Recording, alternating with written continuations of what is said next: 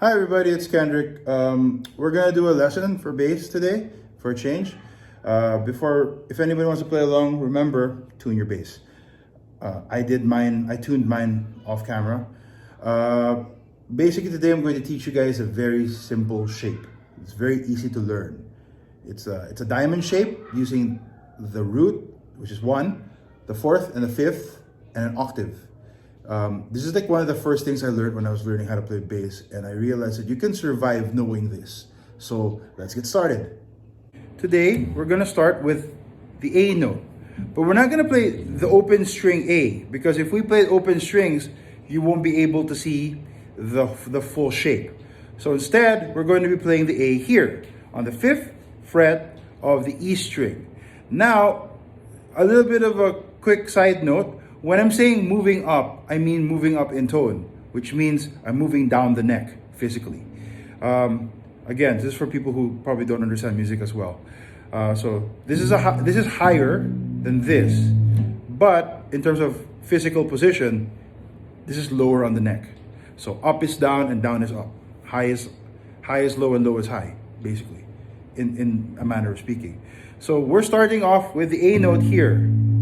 Now, if you were to move up 2 frets to the 7th fret, so this is the 5th, and then you move up to the 2nd highest string, the 7th fret of the D string, that's what we call an octave. Basically, this is the 1 and this is the octave. The 1 and the octave are the same note but played in different octaves, with different pitches. So this is a high A and a low A. So those are the first 2 notes that you should remember of our shape.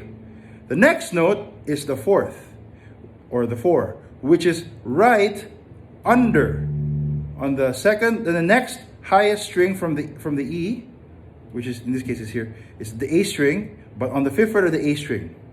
That's the 4th. And then move up 2 more frets on the A string, that's your 5th. So the shape is 1, 4, 5, octave.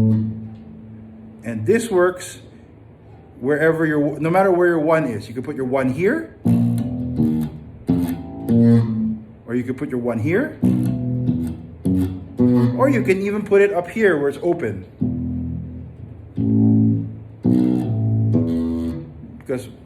Because the 1 and the 4 are both open strings, E, A, B, E. See? Or you can put it all the way here.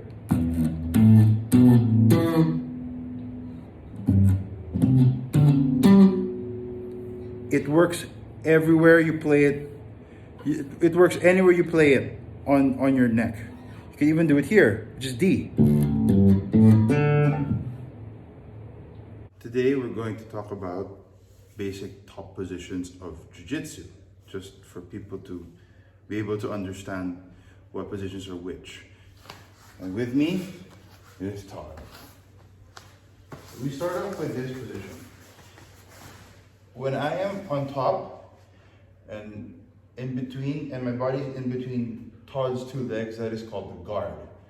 I am in Todd's guard. This is a position that's technically a neutral position, but if you're a very good player on the bottom, you can use it to your advantage. There are many variations to the guard, but this is like the basic gist of it, is to have your opponent in between both of your legs. The explanation for that will be for another episode when I'm talking about bottom positions. The next position is if instead of my whole body, I have only 1 leg in between Todd's 2 legs. This is called half guard. Again, it's the same thing, except I'm able to pass 1 leg out of his guard. But he's still able to get 1 of my legs. There's also a lot of variations to this position,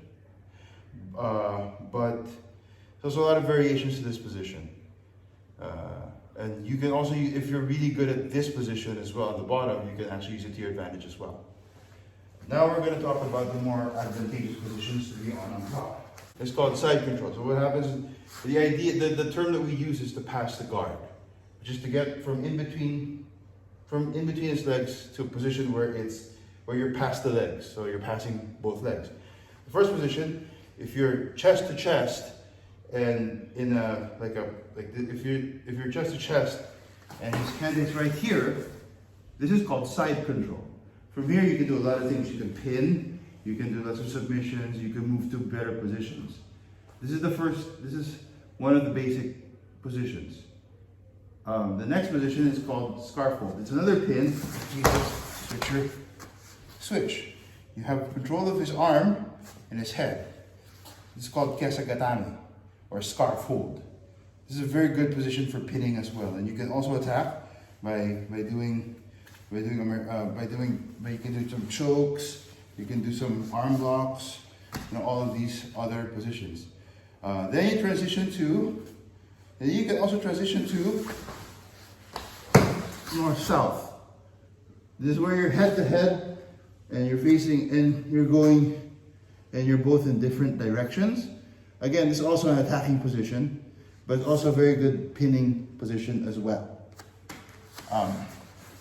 The next position that I'm going to be showing you on the top position is what happens when you're on top, but Todd, being the bottom person, is the one underneath. These are the more dominant positions. The first one is called mount. Now, mount is one of the best positions you can have in Jiu-Jitsu. In MMA, and you can also use it to punch. This is a good position to start punching your opponent. Mount is the best way to pin your opponent. So basically, you're on top, and your legs are, and your opponent are in between your legs. There are different kinds of mount. Specifically, this is the full mount. If your opponent is on his side, this is called side mount.